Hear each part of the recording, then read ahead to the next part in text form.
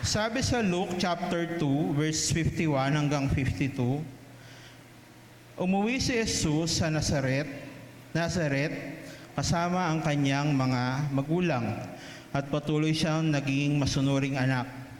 Ang lahat ng bagay na ito ay iningatan ng kanyang ina sa kanyang puso. Patuloy na lumaki si Jesus at lalo pang naging matalino.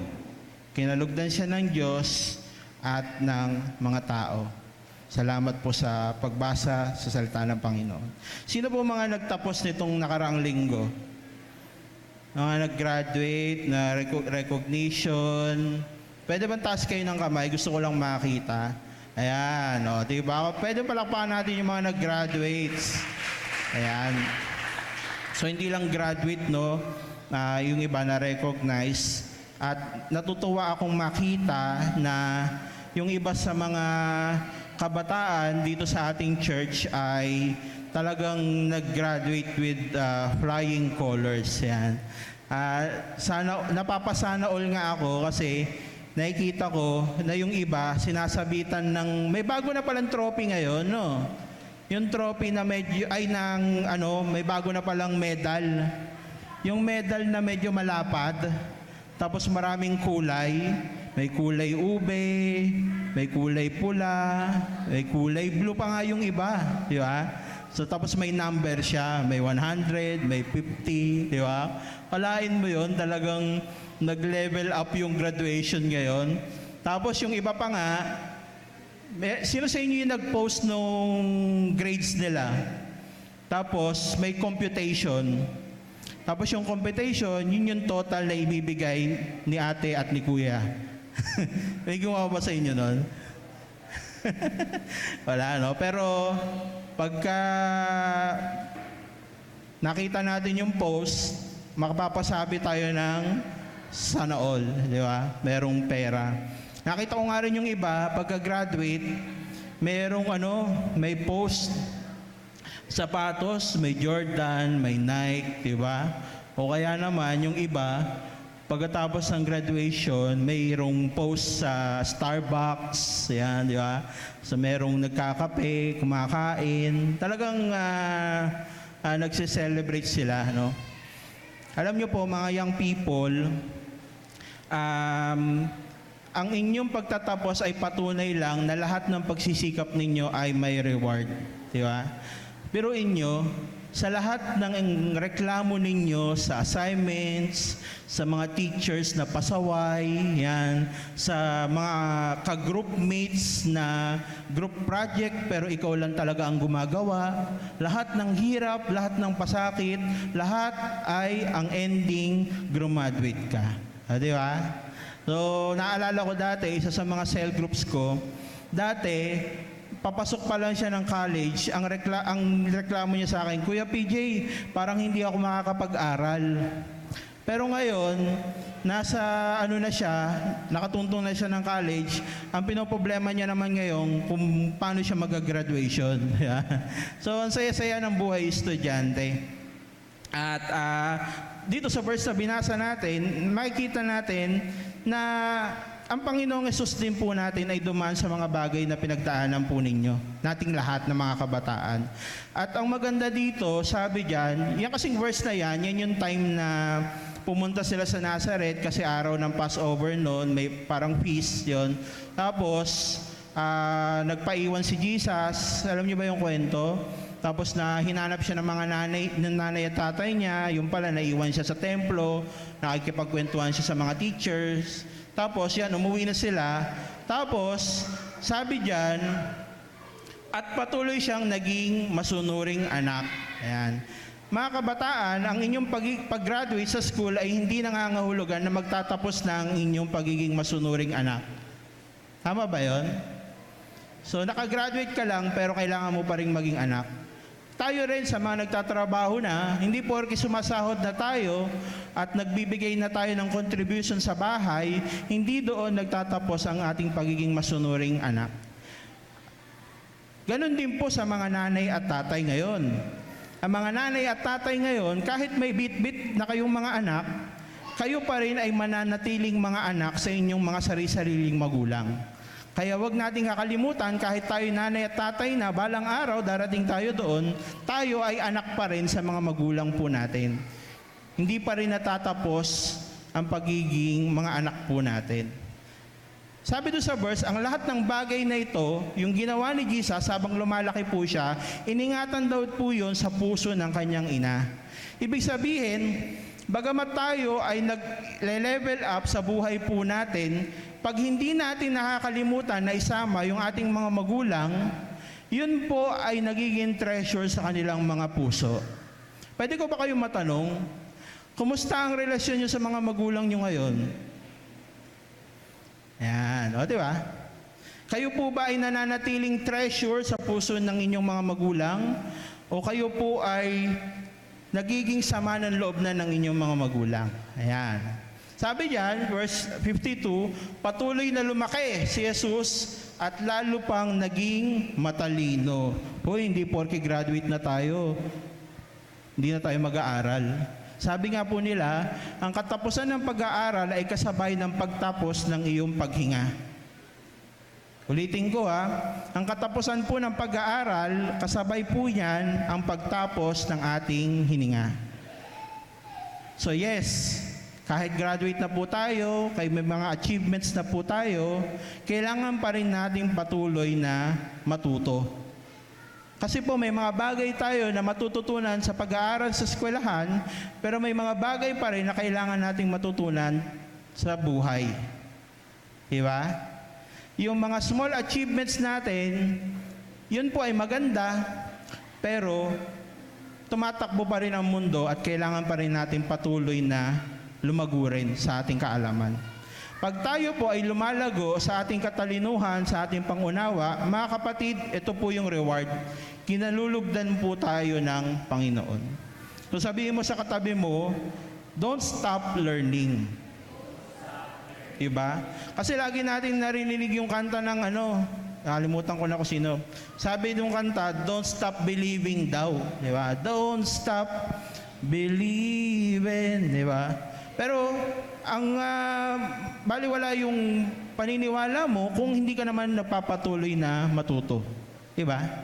So, believe ka lang, lipad ka lang. Sabi ko nga sa mga cell group ko, dati ang liliit nila. Ngayon, may mga trabaho na sila. Yung isa police, yung isa pharmacist, yung isa may anak na siyang sarili, may sarili na siyang pamilya. Yung iba, may mga trabaho, may mga kanilang mga karir. Lumipad lang tayo ng lumipad, pero huwag natin kalilimutan, ang goal pa rin natin, sa lahat ng ating ginagawa, kalugdan po tayo ng Diyos at syempre ng mga tao sa paligid po natin. Yeah? Amen? Pwede ba nating palakpakan ng Panginoon? Kung si Jesus ay patuloy na nag-i-increase, kailangan din po nating mag-increase sa buhay po natin. Sabi dito, isa sa mga reasons kung bakit hindi tayo mag-i-increase is yung mga distractions na nakakaharap natin sa buhay po natin. Minsan nakakaaliw na tayo ay sumasahod na, nagkakapera. Minsan nakakaaliw na nagiging busy tayo. Pero yun minsan na nagiging dahilan kaya tayo nagiging distracted. Yeah?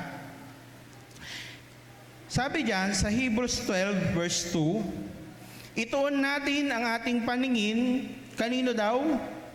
Kay? Lakas po, kanino? Hindi sa crush, hindi sa mga activities, hindi sa Mobile Legends, hindi sa kahit anong mga games, hindi masama po yan. Pero kung gusto mo makapanagumpay sa mga distractions, ituon natin ang ating paningin kay Jesus, na siyang sandigan ng pananampalataya natin sa mula sa simula hanggang sa katapusan. Kita niyo kung gaano ka-focus si Jesus, hindi siya naging distracted.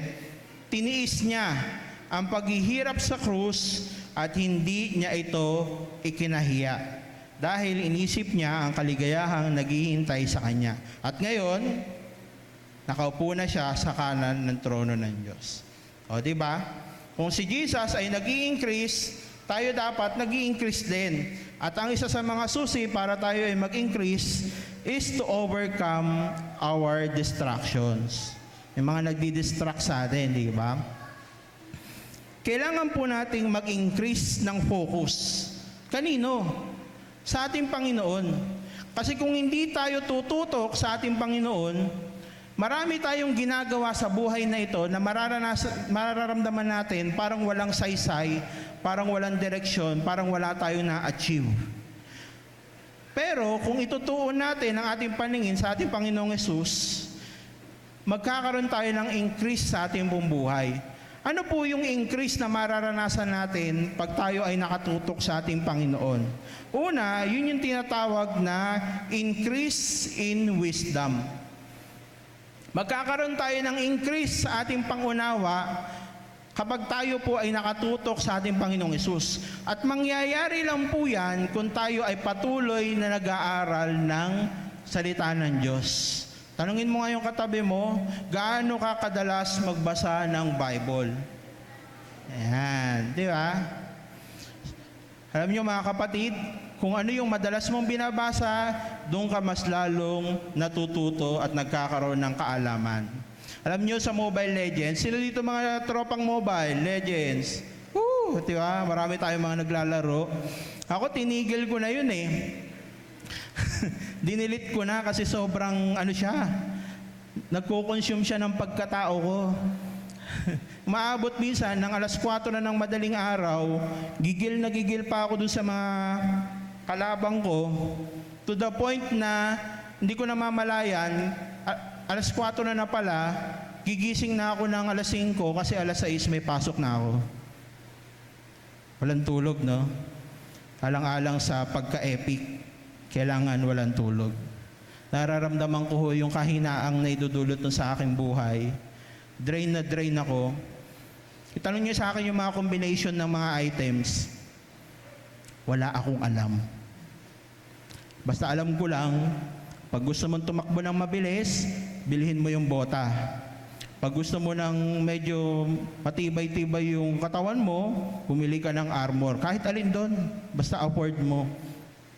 At saka, timpla-timpla ka lang, yung mukhang maliwanag, siguro malakas siguro yung power nun, di ba? Yung mukhang martilyo, siguro mukhang matigas. Wala akong alam sa mga items. Ito pa yung malupit. 3 buwan kong tinatrabaho yung pagka-epic. Pagkatapos ng 3 buwan, reset na naman si ML. Sayang ang hanggang 4:00 na ng madaling araw. Anong natutunan ko? Wala. Hindi masama mag-games, pero kung wala ka naman natututunan, tigil mo na. Sabihin mo sa katabi mo, ikaw ata yung kausap ni Kuya PJ.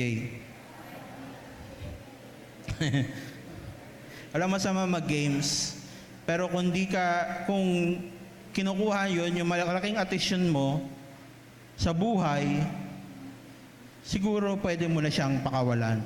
Hayaan mo na si Laila. Di ba?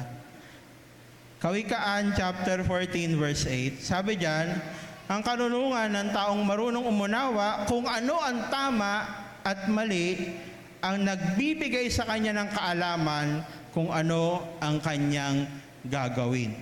Ngunit ang kahangalan ng taong hangal ang magliligaw sa kanya. Marami dito mga kabataan na alam nila yung lane na dapat puntahan para manalo. Pero hindi nila kaya mag-decide kung ano yung course na pipiliin nila sa college. Amen? Marami dito, alam nila yung mga items, yung combination, pero hindi nila kayang ipasa yung mga subjects na pinili nila. Minsan napapatanong pa sa kanila, sila sa sarili nila, bakit ko ba kinuha ito? Ayan. Yung iba sa inyo, nangangarap, pero hindi niya alam kung paano tutuparin. May question po ako sa inyo. Pagkatapos nyo mag-school, sino po sa inyo yung ayaw nang mag-enroll sa susunod na pasukan? Gusto na lang niya magtrabaho. Kasi alam niya ang success niya. Wow.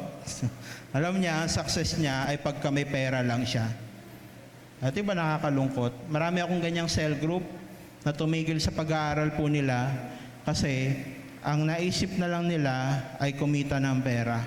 Walang masama na tumulong sa pamilya financially, pero higit kang makakatulong sa pamilya mo kung makakatapos ka ng pag-aaral mo. Promise. Maniwala po kayo sa akin kasi po ginawa ko po yan. Yan.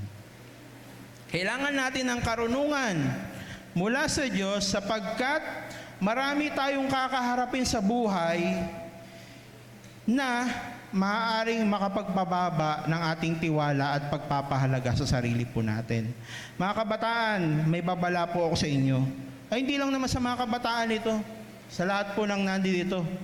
Habang tayo po ay patanda ng patanda, mas palaki ng palaki ang hamong kakaharapin po natin.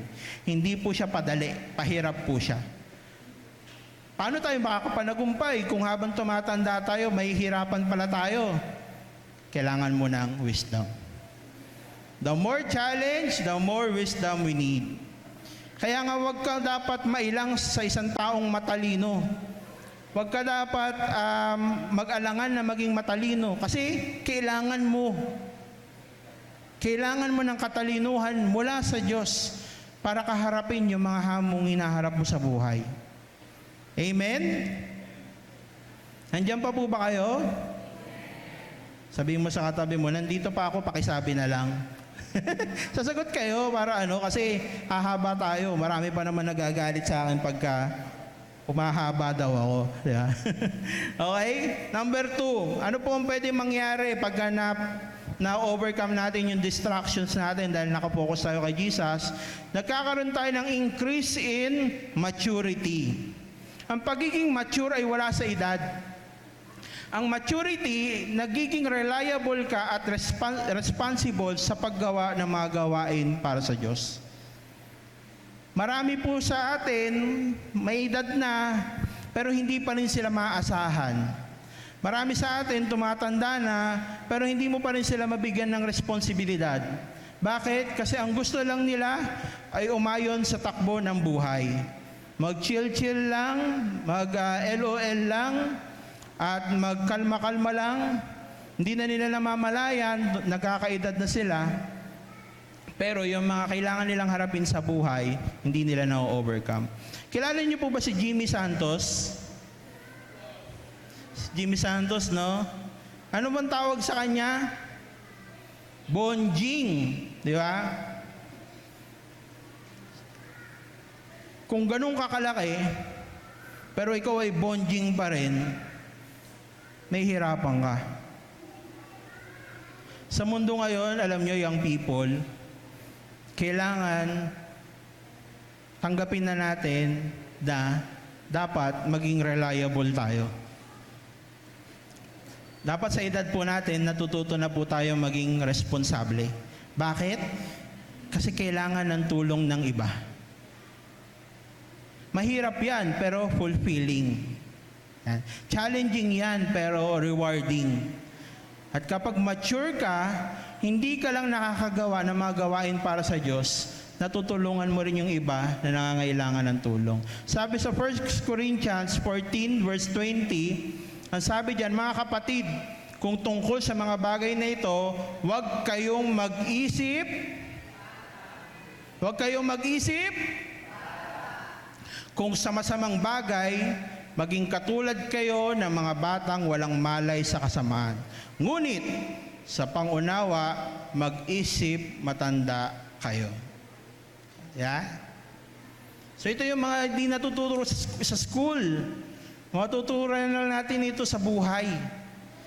At sa ayaw man natin sa gusto, lumalaki yung katawan natin, dapat lumalaki rin yung ating pangunawa. Kasi yun yung tanging paraan para maranasan natin yung increase sa ating mga buhay. Amen? Number 3, sabi diyan, increase in favor with God. Magkakaroon tayo ng increase ng favor sa Panginoon. Paano? Pag dinidemonstrate natin yung love through obedience. Ang love language ng Panginoon ay obedience. Kung gusto mong sabihin sa Diyos na mahal mo siya, siya lang ang sabi niya, sumunod ka lang. Yeah? Marami ako mga cell group, natutuwa naman ako, mga bata pa sila. Ang lagi nilang bukang bibig sa akin ay, I love you, Kuya PJ. Yan, ganyan, ganyan. I love you po, ganyan. Thank you po, ganyan. Pero pag inutusan mo na, ayaw. Pag pinagsabihan mo na, uulit-uli. Yeah? Meron nga ako isang cell group medyo ano siya ngayon, naglalakbay siya dyan. Ang lakas niya mag-I love you sa akin. Yung pala, hindi lang ako yung ina-I love you niya. Marami sila. Kaya ngayon, hindi niya alam kung ano yung meaning ng love. Kaya yun, nahanap niya yung love sa ibang lugar. Diba? Kung gusto mong sabihin sa Diyos na mahal mo siya, isa lang po ang kailangan mong gawin. Maging masaya ka na sumunod sa Panginoon. Minsan, mahirap yan. Kasi paano kung di ka masaya? Anong panghuhugutan mo? Ito yung pag-ibig natin sa Panginoon. Sabi sa John chapter 14 verse 15, kung mahal nyo ako, si Lord, sabi niya, kung mahal daw natin siya, sundin ninyo ang aking mga, wag lang sabihin. Yeah. Sabi nga nila, action speaks louder than words, di ba? So, 1,000,000 mga I love you ang kaya mong sabihin, isa lang ang kailangan mong gawin. Dapat may gawin ka. Yun lang yun. Okay? Natututunan po ba kayo? Pang-apat na po tayo. Mabilis lang tayo, no? Yan. Increase in favor with man. Paano yun? Do good things to others as the core of your purpose. Ang ating purpose, sabi ng Bible, si Lucas chapter 6, 35 hanggang 36, ito ang inyong gawin, mahalin ninyo ang inyong mga kaaway at gumawa kayo ng mabuti sa kanila. Kung magpapahiram kayo ng hindi umaasa sa anumang kabayaran. Malaki ang gantimpala na tatanggapin ninyo at makikilala kayong anak ng kataas-taasang Diyos. O diba? Paano malalaman ng iba na anak ka ng Diyos? Simple lang. Paano mo tratuhin yung kapwa mo? Yun yung magdi-distinguish sa'yo from ordinary people to a son of God. Kung paano mo tinatrato yung iba. Sapagkat mabuti siya kahit sa mga taong masama. Diba ganun ang Diyos natin? Kahit punong-puno tayo ng kasama na ginagawa sa Kanya, ang binibigay niya pa rin sa atin ay kabutihan niya. Sino po dito yung kailangan mo sabihin sa Lord na, Lord, pahingahin mo po ako bukas Pahingahin. Ibig sabihin, bigyan mo po ako ng hininga bukas ng umaga. Wala, di ba? Paggising natin ng umaga, humihinga ka na. Yun yung sign ng pagmamahal sa iyo ng Panginoon. Hindi mo ka na kailangan sabihin, pero ginagawa na niya para sa iyo. Kasi kahit nagkukulang tayo sa Panginoon, binibigay niya pa rin yung pagmamahal na nararanasan natin hanggang sa mga panahon ngayon. Diba? Maging maawain kayo tulad ng inyong Ama. Diba?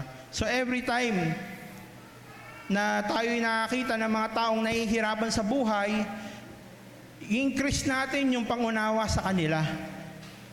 Kahit sa sobrang kulit sila, sobrang pangit ng ugali nila, sobrang challenging yung character nila, kailangan nating unawain sila. Kasi, gaano man tayo naging makukulit, meron pa rin Diyos na umuunawa sa atin. May mga nagtatanong sa akin, sabi, Kuya PJ, bakit nag-handle ka ng mga kabataan?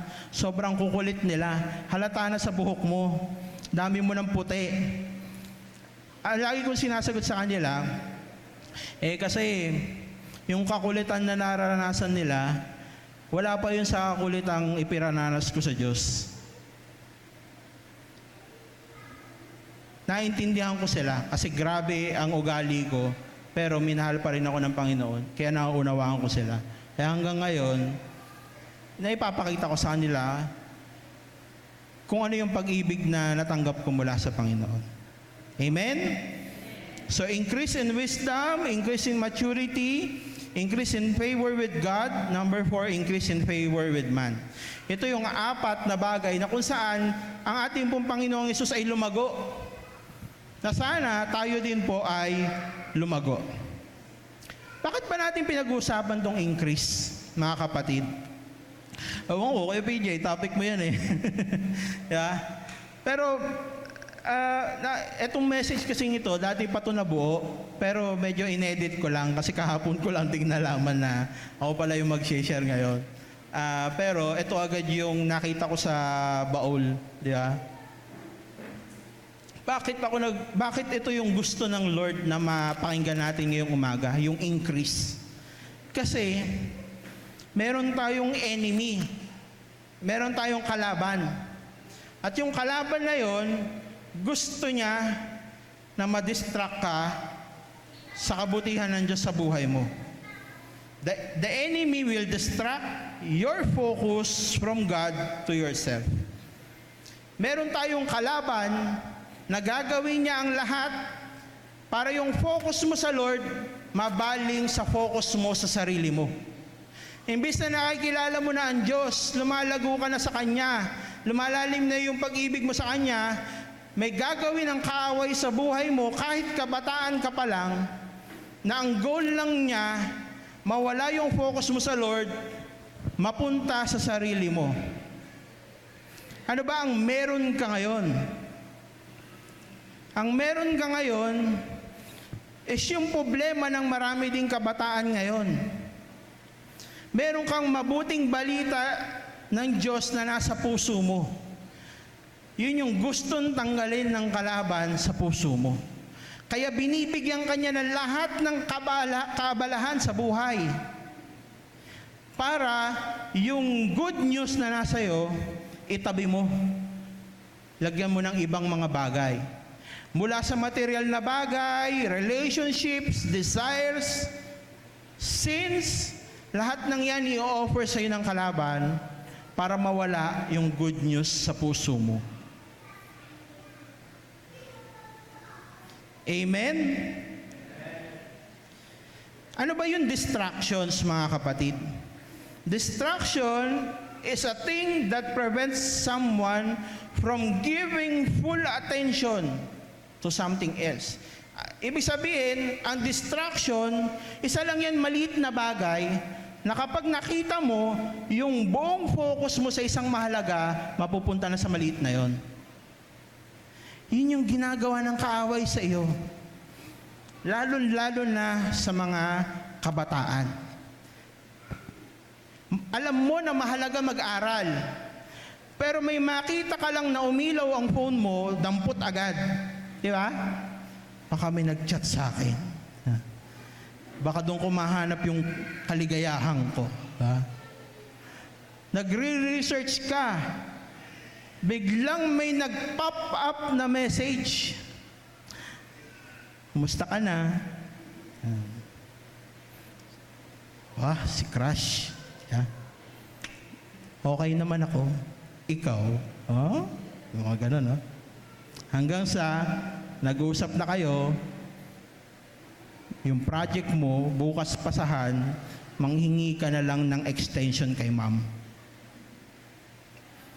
Maliit lang ang distraction. Sa sobrang liit niya, malaki ang damage na magagawa niya sa'yo. Sabi mo sa katabi mo, maliit lang yung kapatid. Kapag na-distract ka, dalawa ang maapektuhan. Yung self-confidence mo at yung self-esteem mo. Self-confidence sa Tagalog is yung tiwala sa sarili. Self-esteem sa Tagalog is yung pagpapahalaga sa sarili. Ma-distract ka lang ng kaaway, ang epekto niyan, magkakaroon ka na ng mababang tiwala sa sarili mo at mababang pagpapahalaga sa sarili mo. Ano ba kuya yung low self-confidence? Paano ko ba malalaman na naapektuhan na ako ng distraction? Ito yon. Low self-confidence o yung mababang tiwala sa sarili ay yung kawalan ng paniniwala sa sariling kakayahan o halaga. Maaaring makaramdam ka ng kawalan ng katiyakan, security, pagkabalisa. Favorite song mo yung madilim ang iyong paligid, Gabing walang hagdan, anyo at kulay ng mundo. Ganon. O kaya yung isa, hindi nyo alam yung kanta eh. Yung ano, tulala sa isang tabi, yan, hindi mapakali, mga nakaraan, ano, inumuni-muni, sana maibalik ko yung aking pagkabata. Yung ano, panapanahon ng pagkakataon, maibabalik ko pa kaya ang kahapon? Nalaro lang ako ng laro sa ulan, hindi tulad ngayon, puro kaharap ko, librong napakakapal. O diba? Ano ba? Pag-aalangan na sumubok ng mga bagong bagay. Ayoko niyan. Hindi ko kaya yan. Wala akong alam dyan, hindi ako magaling. Nakakatakot yan. Hindi ko kaya yan. Hindi mo pa nga nagawa, hindi mo na kaya. Diba? Maaari din silang mas madaling sumuko o maiwasan ang mga hamon o challenges. Tanungin mo yung katabi mo, meron ka na ba dun? That is a sign of low confidence. Mababa ang tiwala mo sa sarili mo. So isang lang ang nangyari sa'yo, pero yan yung epekto. Ano naman yung low self-esteem, mga kapatid? Low self-esteem, yan yung pagkakaroon ng mababang pagpapahalaga sa sarili. Isang negatibong pagtingin sa sarili mo. Ang pangit ko, di ako maganda, yan. Ang payat ko, yan. Maaaring makaramdam siya ng walang pagpapahalaga, wala naman nagmamahal sa akin, hindi ako sapat, nakalagay dyan, hindi sapat, o hindi kaibig-ibig, wala namang magmamahal sa akin, hanggang ganito na lang ako. Yan. Maaari rin silang maging mas malamang na makisali sa mga pag-uugaling mapanira sa sarili. Ibig sabihin, lagi kang mahilig sa usapang negative. Yan. Yun, pag mayroon ng isang tao na negative na siya sa sarili niya, sasabihin mo pa, tama ka, wala ka talagang kwenta. Diba? Minsan yung mga tao, akala natin strong sila. Pero ang totoo nun, ganun din sila. Meron din silang low self-esteem. Sila ay tulad ng pag-aabuso sa mga sangkap. English kasi yan. So, ano yan? Ibig sabihin ng pag-aabuso sa sangkap, gumagamit ng mga drugs, yan, yosi, alcohol. Diba, tayo, mga lalaki, sasan yung mga kabataang lalaki dito? Amen? Ang tunay na lalaki, ang tunay na lalaki, laging kaharap si San Miguel. Yan. Laging sumasakay sa pulang kabayo. Oh, alam nyo ha? Pulang kabayo, di ba? At sabi nga nila, pag sa isang baso maraming umiinom, mas matatag tayo, di ba? Kaya nga uso sa atin yung tagayan di ba? Oh, yeah.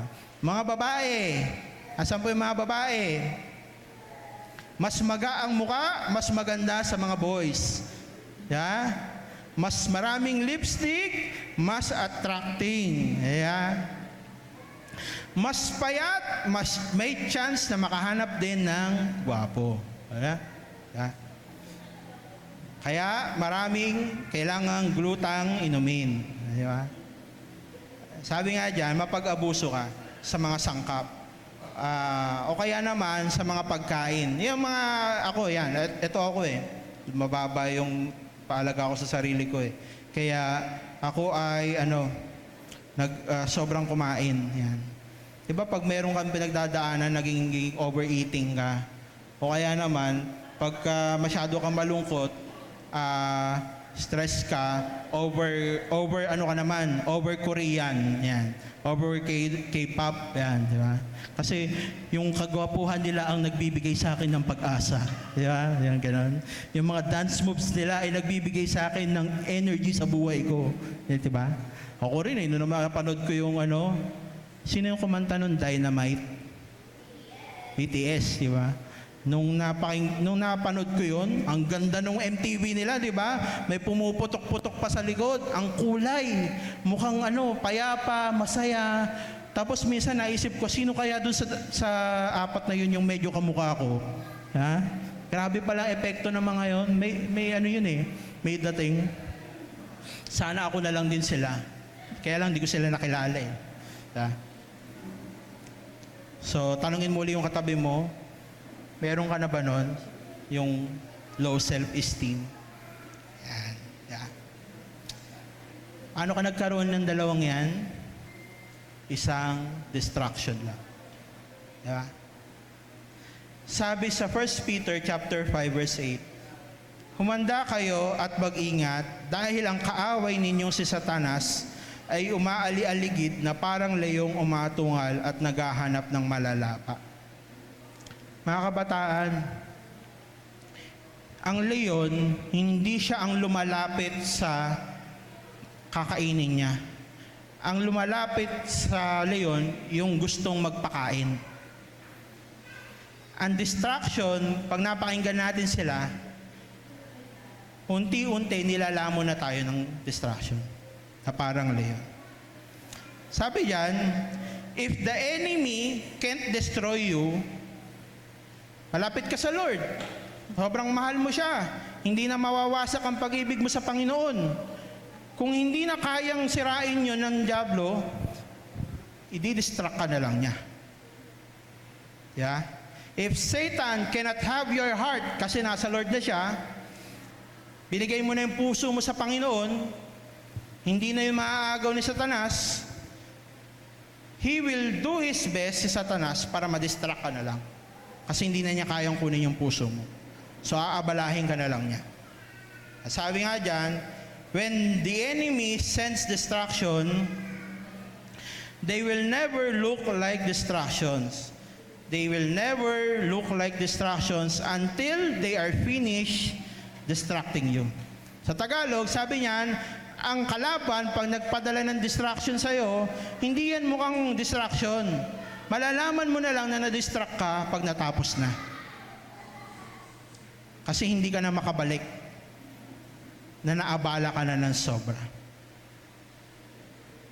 Mga kapatid, matanda man tayo o kabataan, kapag mababa ang tiwala natin at pagpapahalaga natin sa ating sarili, dahil naabala na tayo, malaki ang magiging epekto nun sa kung paano mo matututunang mahalin ng Diyos at ang kapwa mo. Napapansin po ba ninyo na yung mga message natin ng mga nakaraang linggo tungkol sa evangelism, ang susi po sa pagbabahagi ng mabuting balita is magkaroon ka ng increase ng love sa Lord at sa iyong kapwa. Amen? So may question po ako sa inyo.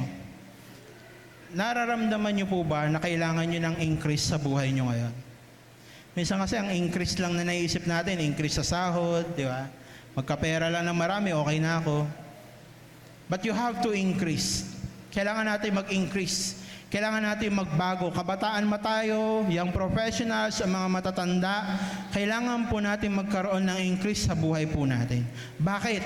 Kasi kung di tayo magkakaroon ng increase sa kalagayan natin ngayon, hindi natin namamalayan na nag-i-increase na pala ang ginagawa ng kalaban, ng dyablo, para mawala ka sa Diyos.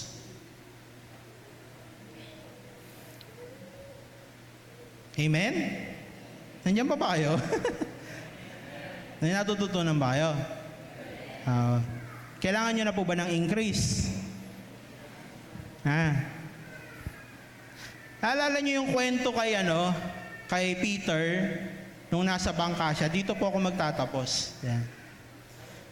Yung pinadala sila ni Jesus, sabi ng Jesus sa mga disciples, mauna na kayo. Tumawid kayo sa kabilang dagat, susunod ako. So tumawid naman yung mga disciples, sumunod sila sa Lord. Pero sa kalagitnaan ng kanilang pagtawid, ano nangyari? Bumagyo. Yeah. Sobrang bagyo, akala nila mamamatay na sila. Pero nung napatingin sila sa kabila, sa bendang hindi kalayuan, nakita nila mayroong naglalakad. Sabi nila, may multo, may multo. Matagal na nilang kasama si Lord, napagkamalan pa nilang multo ang Panginoong Hesus. Pero nung palapit na si Jesus, sabi niya, ako ito, ako ito. May ginawa si Peter. In-increase niya yung sarili niya. Sa kabila ng takot na baka mamatay sila, sa kabila ng takot na mayroong papalapit na multo, sinabi ni Peter, kung kayo nga po yan, Panginoon, sabihin niyo po, lumapit ako sa inyo. So, ano sinabi ni Jesus? Sige, lumapit ka. Tinugunan ni Jesus yung desire ni Peter na mag-increase. Minsan, yung sitwasyon ni Peter, mararanasan din natin. Minsan gusto natin mag-increase, pero nakakatakot. Minsan gusto natin mag-increase, pero maraming distractions, di ba? Kaya nga lumubog si Peter, kasi na-distract siya nung alon, nung malakas na ulan. Nawala yung focus niya kay Jesus, kaya siya lumubog.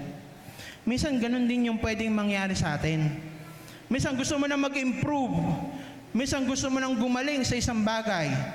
Minsan talagang gusto mo nang ibigay yung best mo sa Panginoon. Pero makakaramdam ka ng takot. Kakain pa ba ako? Yan. Mamahalin pa ba ako ng mga tao nagmamahal sa akin? Baka iwan nila ako? Makakatapos pa ba ako ng pag-aaral pag sumunod ako sa Lord? Yung mga bagay na yan, distractions yan. Pero, pag tayo na-distract, handang tumulong ang Lord na tugunan yung desire mo to increase. Mga kapatid, ngayong umaga, gusto kong malagay sa puso ng bawat isa na binibigyan tayo ng Diyos ng bagong season ng buhay natin ngayon, pero mahihirapan tayong pumasok sa season na yon kung hindi tayo magkakaroon ng desire na mag-increase. Yung level ng buhay mo ngayon, okay yan ngayon. Pero may gustong ibigay ang Diyos sa buhay mo ngayon na kailangan mong i-increase yung faith na meron ka ngayon sa Panginoon. Sabi nga, kung meron ka lang pananampalataya sa Panginoon na kasing liit ng butil ng mustasa, masasabi mo sa bundok, lumipat siya. Ibig sabihin, hindi mo naman gagamitin yung buto eh. Kailangan mo lang siyang makita. So, ibig sabihin, maliit yung butong yun, pero kailangan mong makita na kahit maliit yun, yun yung increase na kailangan mo para mag-level up ka sa relationship mo sa Lord ngayon. Okay na nagsisimba ka, okay na nagpe-pray ka, okay na nagse-cell group ka, but God is ready to increase you to your next level. May hadlang lang. Willing ka bang ma-increase ng Lord ngayon?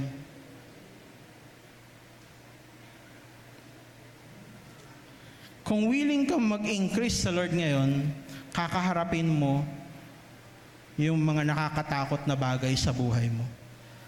Pero kung handa ka, handa rin ng Panginoon na tugunan yung faith mo na kahit maliit lang. Marami sa inyo dito gustong makatapos ng pag-aaral. Marami sa inyo dito gustong mabigyan ng reward yung magulang po nila. Marami sa inyo dito gustong magkaroon ng promotion sa trabaho.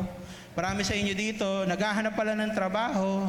Marami sa inyo dito gustong magbago yung relationship ng magulang nila kasi lagi nila nagbabatuhan ng kaldero. Mayroon sa inyo dito gusto niya na magkaroon ng malalim na relasyon sa mga kapatid niya. Meron sa inyo dito, meron ng sakit na dinadala, ayaw lang aminin. God wants to increase you today. The question is, will you respond? Nakakatakot po, pero if we will respond, tutugunan Diyos sa pananampalataya na meron tayo ngayon. Merong kanta, nung kaedad niyo ako, may isang kanta na napakinggan ko noon na hanggang ngayon tumatatak sa akin. Pag natatakot ako, pag meron akong problema, pag meron akong haharapin na hindi ko alam kung paano haharapin, Itong kantang to ang lagi kong naiisip agad kasi ito rin yung unang kanta na napakinggan kong worship nung bata pa ako. Sabi doon sa kanta, yung kanta ni Don Moen, kilala niyo ba yun? Matanda na kasi yun eh. Sabi niya, God will make a way where it seems to be no way. He works in ways we cannot see. He will make a way for me. He will be my guide. Hold me closely to inside. With love and grace for each new day. He will make a way. He will make a way. Nung tinawid po ni Moises yung mga Israelita sa dagat, hindi tinanggal ng Lord yung dagat. Anong ginawa ng Lord? Hinati niya sa gitna. May mga sitwasyon kayo sa buhay nyo ngayon na hindi matatanggal. Pero tutulungan kayo ng Lord na makatawid doon. At kapag naitawid kayo ng Lord doon, doon yung mararanasan yung increase. Hindi na pala ako dati. Bagong tao na pala ako ngayon. Ito yung prayer ko sa mga kabataan. Sabi ko, doon sa group namin sa 21 days, ano yung prayer request nagtatanungan? Sabi ko, hindi nagsishare sila. Sabi ko, ako ang prayer request ko, sana magkaroon ng mga kabataan ngayon na mga ngarap para sa Lord. Yung, Lord, gusto kong matupad yung plano mo. Yung plano mong mabuti para sa akin, gusto ko din yun. Lord, gusto kong mangarap kasi wala na akong pangarap eh. Yung marami mga kabataan ngayon, go with the flow na lang. Libang kung libang na lang. Kung makita ng girlfriend na lang, ligaw na lang, magkaanak na lang, bahala na, mabuhay lang. Pero wala na mga kabataan ngayon na nangangarap. Kayo ba, may mga pangarap pa kayo para sa Lord? Nakakatakot yung pangarap para sa Lord. Pero kung magkaroon kayo ng puso para sa Lord, He will make a way. Basta ready lang kayo to increase. Pwede ba tayo magsitayong lahat?